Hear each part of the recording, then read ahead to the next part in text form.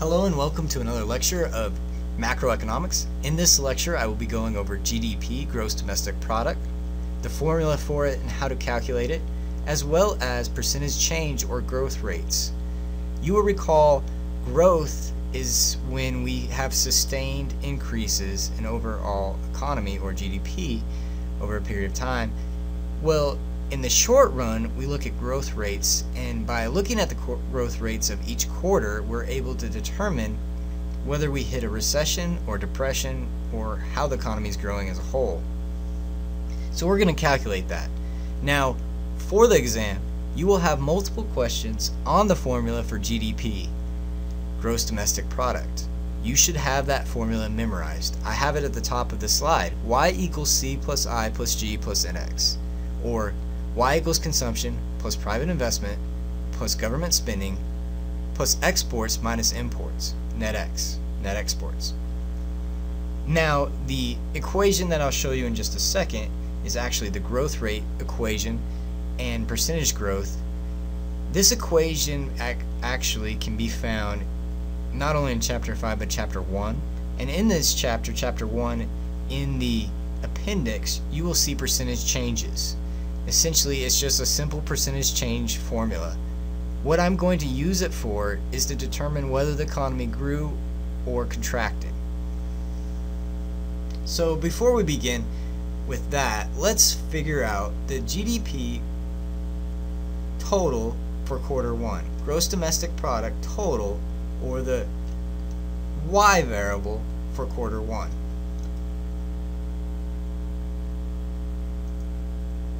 So Y equals C, and right here we have 6 trillion, so 6 trillion. By the way, I apologize for my writing, I'm doing it via mouse. 6 trillion plus private investment of 2 trillion plus government spending of 3 trillion. And you might be asking yourself, well, why is that positive? That makes no sense.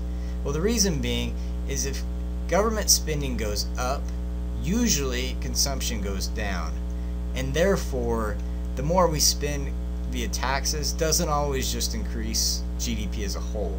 Now, sometimes we have a surplus and this can increase consumption. The more education we have, the more people work, etc., etc. I covered most of that in the lecture, the PowerPoint lecture, but for now let's just look at the equation itself, and government spending is a positive plus net exports. And if you'll recall, the equation for net exports is exports minus imports. So we have 1 trillion minus 2. So this would be -1. If we add these three together, we get 11, essentially $10 trillion for quarter 1.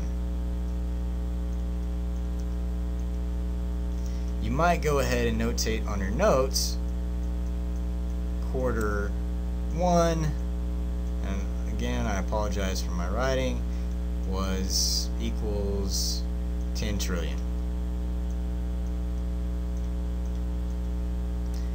We're going to recall that in just a second. So now let's move on to quarter 2. In quarter 2, ceteris paribus, holding everything constant, consumption increases by 1 trillion. Well, here's something really interesting. Because we held everything constant, we really don't have to do the whole formula. We could, and we could put, instead of here, 6 trillion would be 7, and investments and government spending, and get 12 trillion minus 1. We can just add 1 trillion to quarter 1 GDP. So essentially we would have Y equals 10 plus 1 trillion. This is where I got the 1. Remember, ceteris paribus, everything else is held equal. That's 11. Going back to it, I believe it was 8 plus, or no, 6, sorry about that. 6 plus 2 plus 3. Once again, I apologize for my bad writing. Plus 1 minus 2. If we increase this to 7 trillion instead of the 6, We then have plus 2 is 9, plus 3 is 12, plus 1 gives us 13, minus 2, we're now at 11.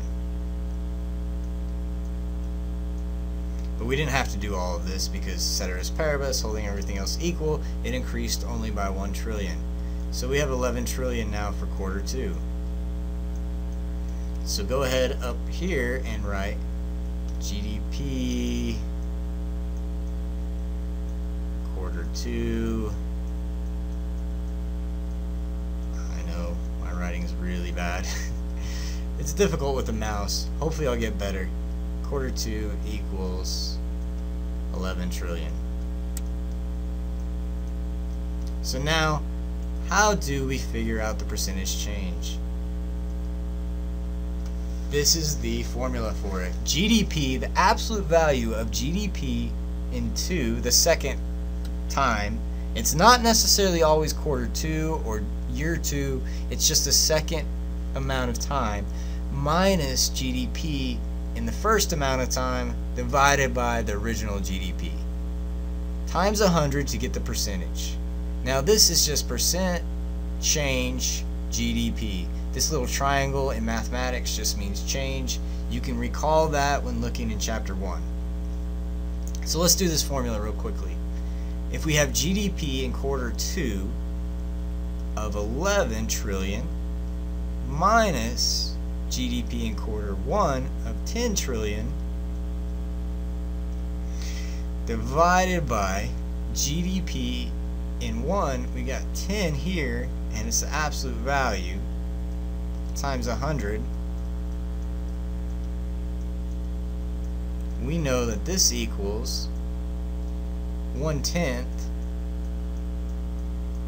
or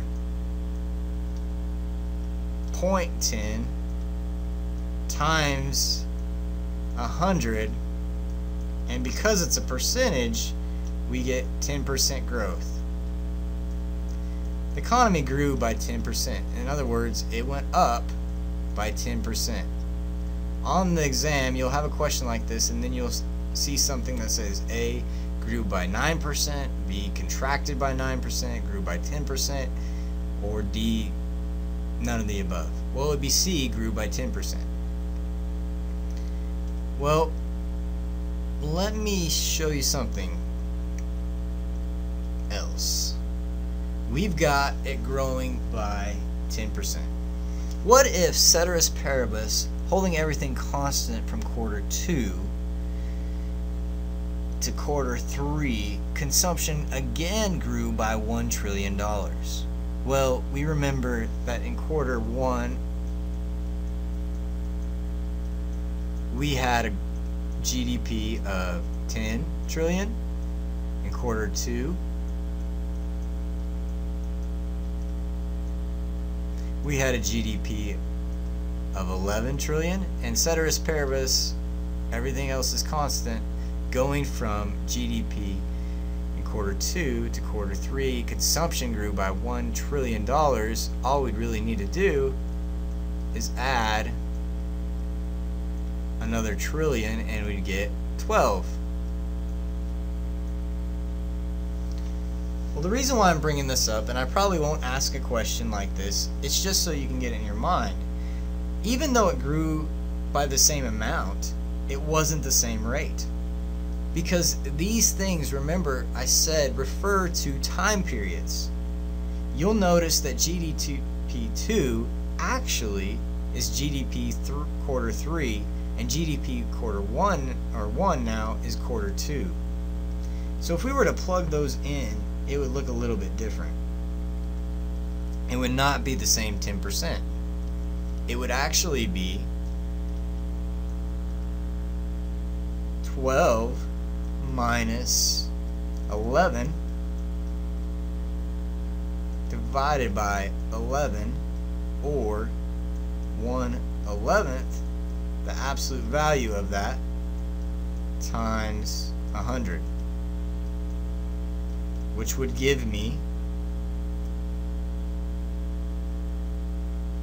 hold on, I'm trying to figure out of my head. I'm not that quick as I used to be. I think it's 9%. It's actually 9.09. I'm going to do 9.1%. Here's the reason why it's important to go through this. You're probably asking, well, what difference does it make? We grew at the same amount, or by the same amount. We didn't grow at the same rate. We went from 10% to 9.1, and that's actually a big drop. What if we did this 100 years in a row, and each time, ceteris paribus, the consumption grew by only $1 trillion? Eventually, we'd be at a rate of 0.00005%, or even 0.000000, continuous zeros until we got to 1%. Now, we never hit zero because we're continually growing. However, that's not very much, and we're going to learn in the next few chapters that we actually need to have a sustained growth for two reasons. And the first reason is we need to create new jobs, because we're replacing old jobs and losing jobs. Naturally, from the employment, we lose jobs. There's a natural rate of unemployment. We'll learn that in the future. Just think of it this way. Robots are coming to be more prevalent. Sooner or later, there's going to be robots taking jobs, and we need more jobs to replace them. Now, that's just the economy naturally growing. It's not a result of bad banking or financial decisions. It's not a result of the drought. It's actually innovation and increase in productivity. So we need more jobs. The other reason, besides having more jobs, we want to maintain our quality of lifestyle. Up until the 2007s, 2008s, we actually saw an increase in growth in the economy. But what was really interesting, if you can look at it, up to 2007 and then 2000 to 2009, was that we saw this happen. We saw a decrease, contraction of GDP growth up until the point of an actual negative, not necessarily negative here, because remember we have absolute value, but a decrease in the economy. Economy contracted. That poses a big problem. The good thing for economists, if we see this trend happening, we can go back and look and see what's going on. Now, we would probably simply look at this and say, something's going on with investment since it's not changing. Net exports haven't changed much. That may not be a big issue. Consumption, there is a problem. It's growing, yeah, it's growing, so shouldn't that be a good thing? Well, if it's not growing at the same rate, there's something that's making a lag, whether it be increase of taxes, increase of real prices, or decrease of real income, something like that. Remember, real income, or the real dollar of or value of money, is the purchasing power. That concludes this lecture. Hopefully now you are more familiar with GDP. If you have any questions, please email me. My email address is jkemper@southplainscollege.edu, and my Twitter account is @JamesKemper. Thank you and have a nice day.